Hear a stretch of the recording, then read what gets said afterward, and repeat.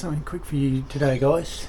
We're having leaking from this area, and I'll show you what's causing it from the top of the roof. So just giving you an idea of what he's done. It looks like he's put a nice big pan here with the idea to take a large amount of water from that valley and that valley. And in theory it's nice, but what's happened is he hasn't supported it from below. So by not supporting it from below, you can see how much water it's holding. And what that's causing is pressure on these sides. See on the sides? So what that does is that actually pulls your silicone away. And as your silicone pulls away, then the water will work its way through and it's all flooding under the eaves. So that is where the problem is coming on this one. So our options are, we've just got to fix the silicone today, but I think I might actually even have to prop this from underneath because that's dropping a fair bit. So I'll let the owner know. So you can see what's happening is the pressure that it's pulling down on. It's just causing all of the silicone to go.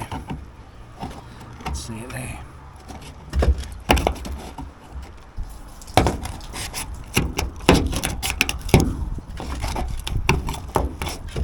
Easiest way to remove silicone, large amounts of it, is a nice sharp chisel.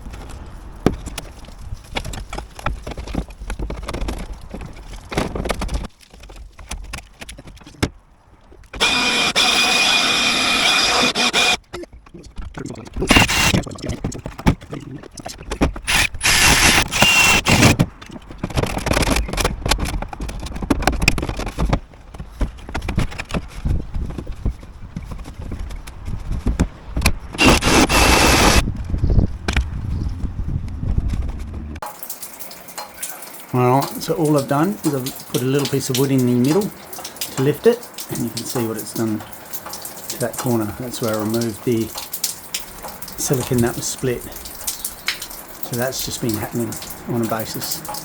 That's all. And that's why she keeps getting leaking all through there. Just quickly, when you see I'm sitting, you'll see I'm actually sitting on a rafter. So if you're working on an old house like this, don't sit in the middle, because they do give away those tile patterns and you don't want to be going through a roof like this, it'll hurt.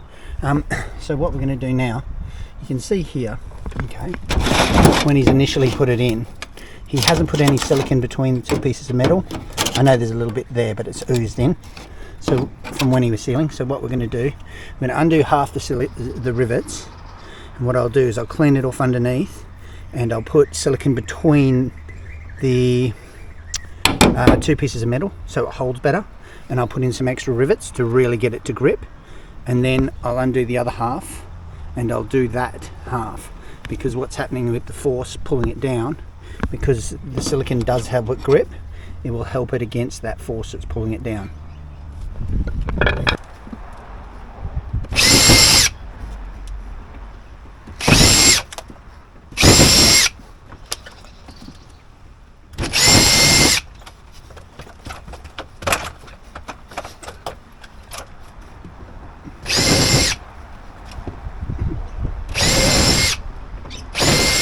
Okay.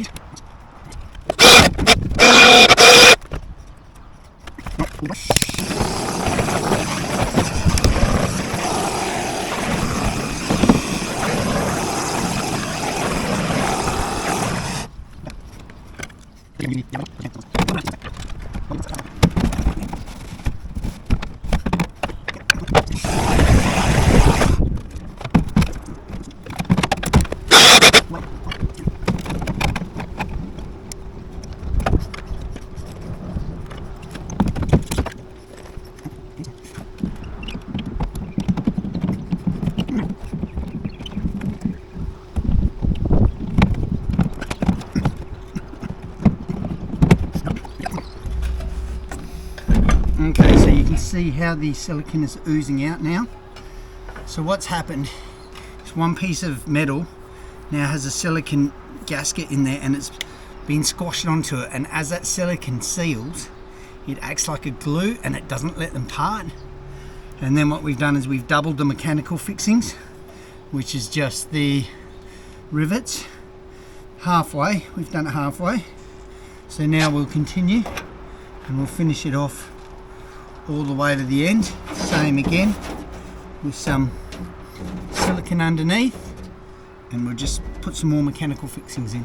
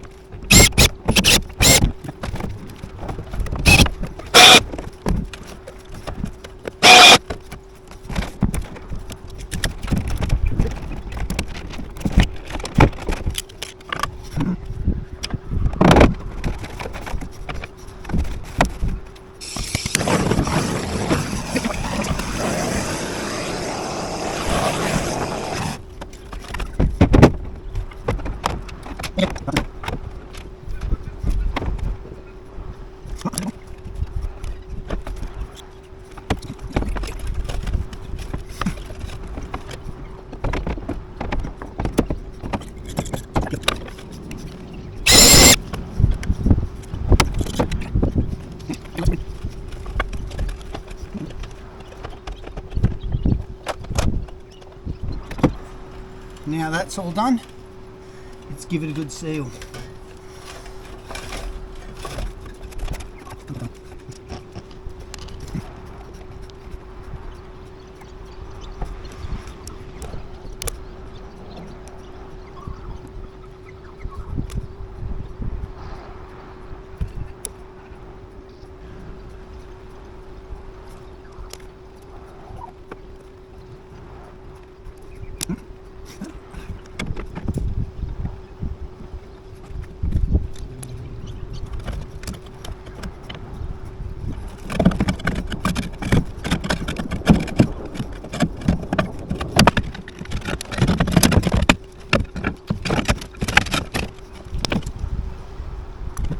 So there you have him, he's all done. You can see under there it's got extra fixings and we've sealed between the gaps, and you've had to do that because you can see it goes down here. That will just tear the silicone apart, so we've created a bit of a gasket.